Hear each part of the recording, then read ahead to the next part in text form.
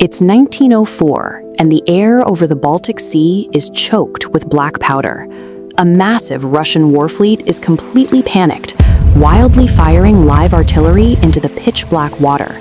They are absolutely terrified they are under attack. But there is no enemy. They are actually shooting at their own ships. The crew is entirely convinced they are fighting Japanese torpedo boats, which is an interesting theory considering the actual Japanese Navy is currently 18,000 miles away.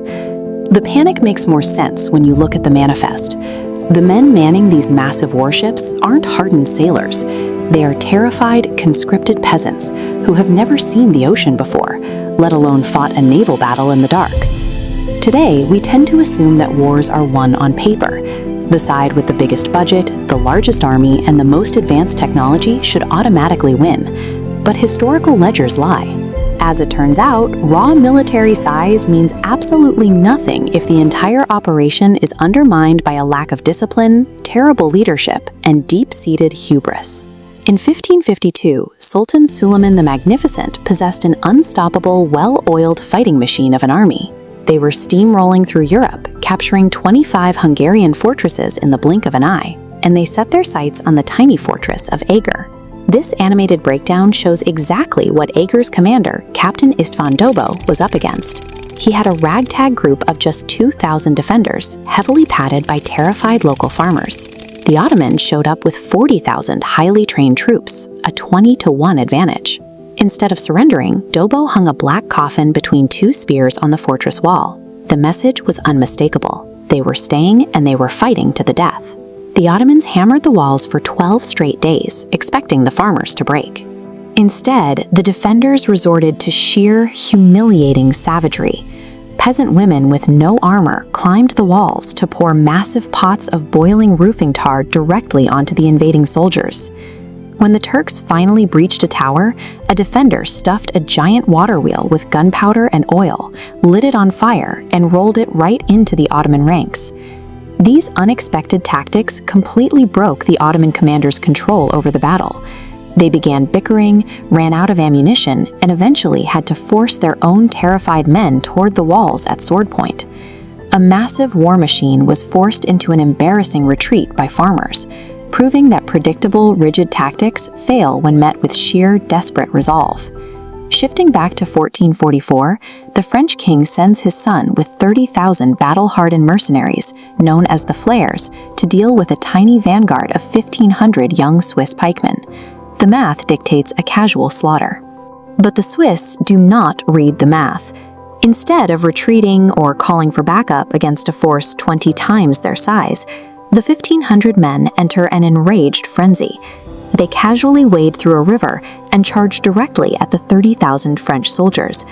The French order their crossbowmen to unleash thousands of bolts into the advancing formations. The Swiss simply rip the bloody bolts out of their bodies and keep marching forward. Even soldiers who had their hands chopped off by French cavalry kept moving, using their bloody stumps to grip their weapons. Eventually, sheer numbers pushed the surviving Swiss into a small hospital. A French noble rode his horse through the rubble, looked at the broken bodies, and mockingly told them, "I gaze upon our rose garden." He was immediately attacked and killed by a dying Swiss soldier. The French army successfully wiped out the 1,500 pikemen, and in the process, they took 3,000 casualties themselves. The terrifying display of resilience and psychosis shattered the French command. Realizing they had taken massive losses against a tiny vanguard, the enormous French military turned around and ran back home. The absolute peak of historical military failure belongs to the Russian Empire in 1904. Desperate for a win during the Russo-Japanese War, Tsar Nicholas II ordered the Baltic Fleet to sail 18,000 miles around the world to Asia to fight the Japanese Navy. He handed this impossible assignment to Admiral Rozhestinsky. The admiral was tasked with navigating half the globe with a crew composed almost entirely of the clueless peasants we mentioned earlier. What followed was an 8-month voyage of total chaos. Beyond firing on their own men in the dark, ships like the Kamchatka continually panicked.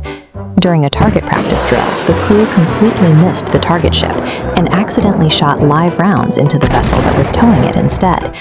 They later made a pit stop in Madagascar, where the exhausted, confused crew purchased exotic pets that ran loose across the decks, along with a heavy supply of what were referred to as magic cigarettes.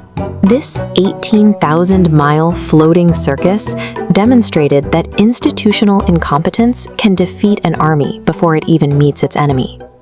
Against all odds, the exhausted Russian fleet finally arrived at the Tsushima Strait near Japan. To announce their arrival, a Russian hospital ship spotted a Japanese vessel in the dark, assumed it was friendly, and literally started signaling to it, broadcasting their exact position to the enemy. Waiting for them in the strait was the legendary Japanese admiral Togo. Seeing the chaotic, exhausted Russian line, Togo capitalized immediately. This tactical map illustrates crossing the T.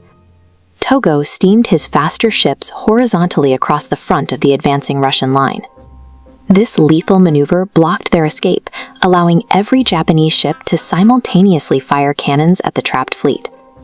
The massive Russian fleet was blasted to pieces. The surviving ships desperately tried to surrender the next morning, but Togo wasn't stopping. In a panic, they had to take down their own flag and raise a Japanese flag just to get Togo to accept their surrender. War is not played on a spreadsheet. In 1552, 1444, and 1904, massive war machines were driven off a cliff by arrogance and stupidity. The greatest threat to a powerful empire isn't usually the enemy at the gates. It's the incompetence of the people in charge. If you enjoyed these stories of historical failure, hit that like button, subscribe to the channel, and let us know in the comments what historical events you want us to cover next. See you in the next one.